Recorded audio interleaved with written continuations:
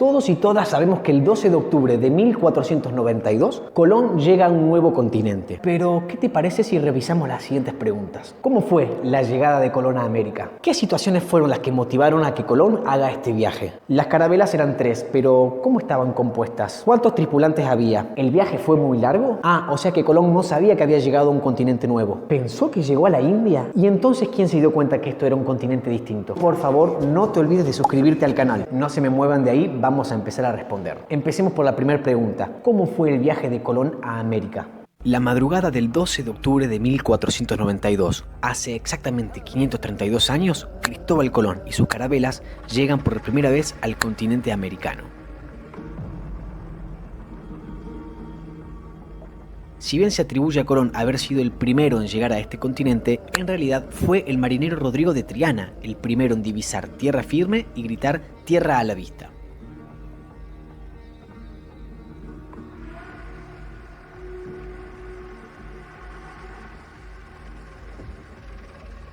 También existen otras hipótesis de que ya habían existido otros navegantes que llegaron a América mucho antes que Colón. Es el caso, por ejemplo, de las navegaciones africanas, de las navegaciones de los vikingos y también de las navegaciones de los pueblos indígenas Rapa Nui, que habitaban en la isla de Pascua, situada entre medio de Chile y Nueva Zelanda. Si bien sobre esto no hay evidencia científica 100% confirmada, sí existen investigaciones interesantes, como por ejemplo algunos estudios genéticos que sugieren que los pueblos americanos y los Rapa Nui comparten parte del ADN. Bárbaro, hasta acá se entiende, pero ¿por qué Colón viajó hasta acá? ¿Qué estaba buscando con ese viaje? Colón emprendió este viaje por diferentes razones. Colón estaba interesado en encontrar una ruta marítima nueva, más directa y más rápida que conectaba a Europa junto con China y con India, para así poder tener un mejor manejo, un mejor acceso al tráfico de materias primas como seda, pieles y especias que habían en esas zonas. Esa ruta que él quería encontrar le permitiría poder obtener mejores ganancias mercantiles. Como deberías saber, en los puertos de España e Italia vendemos mercadería exótica que proviene del este, pieles de Rusia, sedas de China, joyas de Irán y especias de la India. Pero los caminos para traer la mercancía se volvieron cada vez más difíciles y costosos. Lo turco y lo portugués nos enfrentan y quieren quitarnos nuestra riqueza. Pero Colón no solo estaba motivado por fines económicos, sino también por fines religiosos. Parte de su objetivo era difundir la religión cristiana en las nuevas regiones a las que él llegara.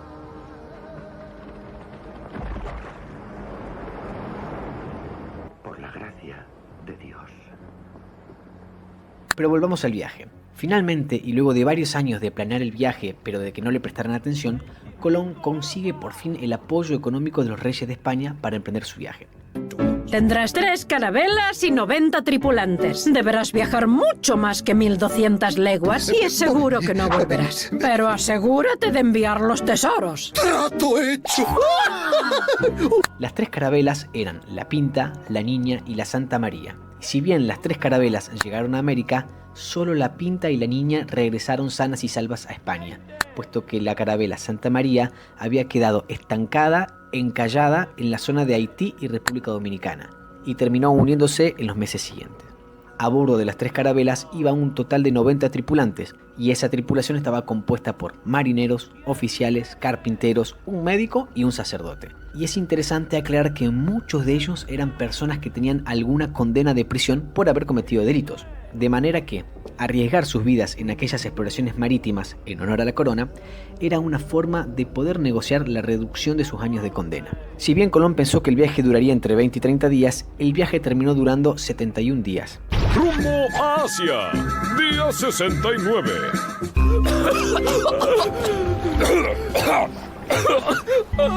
Y durante ese tiempo, su embarcación atravesó diferentes inconvenientes climáticos, como por ejemplo fuertes tormentas, vientos, olas de mucha altura. También tuvo que enfrentar los fenómenos de las calmas chichas, que eran momentos en los que el viento desaparecía totalmente y entonces los barcos quedaban sin fuerza para avanzar. Recordemos que en aquella época no existía la propulsión a motor.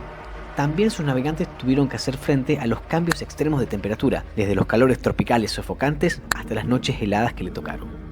Y el viaje no estuvo privado de enfermedades, principalmente entre ellas el escorbuto, que es un cuadro patológico signado principalmente por la carencia de vitamina C en sus dietas y por la falta de alimentos frescos. pero también el viaje estuvo marcado por conflictos internos entre sus propios tripulantes. Por ejemplo, hubo un intento de motín e insurrección de los tripulantes contra Colón debido a que el viaje se hacía cada vez más largo y más incierto. Martín Pinzón, que era el comandante de una de las carabelas, creía que Colón les estaba engañando con la duración y el rumbo del viaje. Y el 6 de octubre, 6 días antes de llegar a América, Pinzón amenazó con tomar el control de todas las naves y volver de regreso a España. Sin embargo, Colón supo cómo manejar la situación, lo convenció de que la tierra firme estaba más cerca que nunca y de que las recompensas económicas serían mayores. Ahora sí, el 12 de octubre, una vez que Colón y las tripulaciones llegaron al nuevo continente, Colón denominó a esa tierra que pisó con el nombre de El Salvador. Sin embargo, esa tierra actualmente no coincide con el país del Salvador, sino que coincide con las Islas Bahamas. Y en sus 3 viajes posteriores a América, Colón también exploró los territorios que corresponden a Haití, República Dominicana, Honduras, Nicaragua y Costa Rica. Sin embargo, es necesario recordar que Colón murió pensando que había llegado a la India. Si no me equivoco, ahora que la Tierra es redonda, podremos navegar hacia el oeste y llegar a Asia por el lado opuesto, diríamos, de manera más sencilla. Ahora, pero si el mundo siempre fue redondo, Cristóbal Colón. Siempre fue redondo, pero acabamos de descubrirlo. Antes había otras teorías, como esta, o esta, cuesta, ni que hablar de esta. Cristóbal Colón, me parece que a esta tierra le falta algo acá. Un continente entero. ¡He logrado lo imposible! ¡Llegamos a Asia! ¡Tesoros! ¡Especias! ¿Asia? ¿Estás seguro, Cristóbal Colón? Me parece que está perdido. ¡Mire! ¡Saludos les sean dados, indios! Hemos venido desde el otro lado del mundo. ¿Pero qué les pasa, ¿Es que nunca vieron un gentil hombre? Estos indios son muy extraños. ¿Qué parte de Asia será esta? ¿Pero cómo? Claro, pensó que llegó a Asia, pero ¿por qué pensó eso? Colón creyó que había llegado a Asia por diferentes razones. Colón era un firme defensor de que la Tierra no era plana, sino redonda. Como la Tierra era redonda, tarde o temprano uno iba a chocarse con Asia de igual manera, por el este o por el oeste. Él tuvo el plan de llegar a Asia viajando hacia el oeste de Europa para poder darle la vuelta al planeta y llegar así a Asia por su costa este. Pero el problema era que Colón subestimó el tamaño del planeta Tierra. Pensaba que la distancia entre Europa y Asia eran mucho más cortas de lo que en realidad eran. De hecho, como dijimos, creyó que el viaje iba a durar entre 20 y 30 días. Y terminó durando más del doble, 71 días. Fue recién Américo Vespucio, un navegante, comerciante, cartógrafo y geógrafo italiano, quien se dio cuenta 8 años después de que estábamos ante un continente diferente. Y por eso le dio el nombre de América. Américo Vespucio. ¿Su nombre es Américo como el continente? Ecco, bambino, ¿por qué crees que le pusieron ese nombre al Nuevo Mundo, ¡Por mí! En mis viajes descubrí que el Nuevo Mundo no se trataba de una isla, era un nuevo continente. ¡Wow! Y lo encontré lleno de rarezas fascinantes. ¿Para tanto? Y a partir de ahí, en los nuevos mapas, los cartógrafos comenzaron a poner mi nombre en el dibujo del Nuevo Mundo. Y después le quedó su nombre. Así fue. Colón siempre creyó que había llegado a Asia, pero yo fui el que demostré que en realidad había llegado a un continente nuevo, América. Nuevo para ustedes, pero muy viejo para la gente que ya vivía ahí. No lo digas tan fuerte, Samba. A ver si le cambian el nombre. El primer contacto entre los españoles y los pueblos originarios fue muy interesante. El pueblo indígena con el que contactó Colón fue el pueblo taíno, exacto, ese mismo pueblo que Calle 13 nombra en su canción Atrévete. Por debajo de la falda como un submarino y te saca lo de indio taíno. Se cuenta que en principio el encuentro fue pacífico y los taínos mostraron hospitalidad y amabilidad al ofrecerles a los europeos alimentos, como frutas, pescados. Sin embargo, Colón no tardó en darse cuenta que muchos de los indígenas llevaban pequeñas piezas de oro como adorno. Incluso Colón les preguntaba continuamente a los taínos dónde podían encontrar más oro. Y los indígenas, en su intento por esquivar esa respuesta, muchas veces les señalaban direcciones vagas. La barrera existente entre ambos lenguajes era muy fuerte y eso generó que muchas veces ni siquiera se pudiesen entender a través de los gestos. En sus primeros días de contacto, Colón describió a los taínos como personas que no tenían malicia, que tenían muy buen corazón. destacando que eran generosos y bien dispuestos para compartir todo lo que tenían. Y también de parte de los indígenas consideraban que los españoles habían sido enviados por dioses o por seres poderosos. Sin embargo, esta impresión de que eran dioses se fue desvaneciendo al poco tiempo, cuando los indígenas se dieron cuenta de que los europeos querían imponer su voluntad por medio de la violencia y la esclavitud. Y si bien Colón pensaba que ellos eran generosos y buenos, al ratito nomás empezó a verlos como un recurso para ser explotados y esclavizados, proponiendo que debían convertirse al cristianismo y trabajar de manera esclava. Además del oro, otro de los productos que llamó la atención a los españoles fue el tabaco, al ver que los indígenas lo usaban en rituales religiosos, inhalando y exhalando el humo. Y la cosa se termina de pudrir cuando varios españoles intentan capturar indígenas para llevarlos a Europa.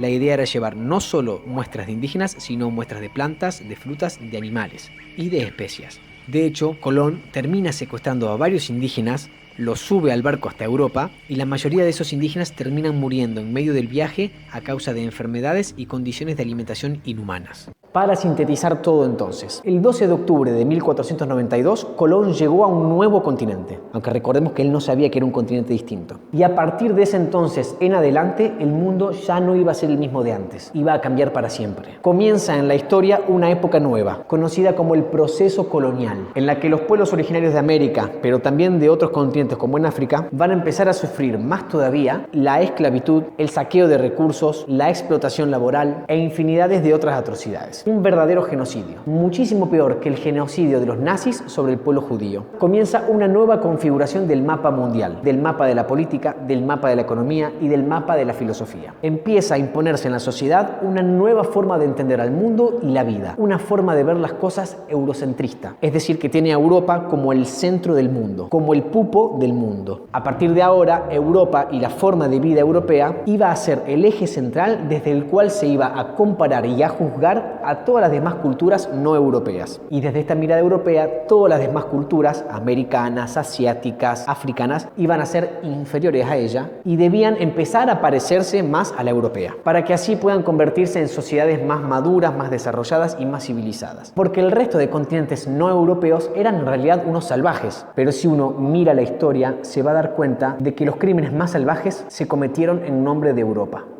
Por favor, no te olvides de suscribirte al canal. Primero, que en mi canal de YouTube vas a poder encontrar un montón de material para informarte, para aprender y para trabajar en el aula. Y segundo, porque los likes y las suscripciones de YouTube es la única forma que tenemos de sentir que estamos siendo reconocidos por el trabajo que hacemos. Muchas gracias.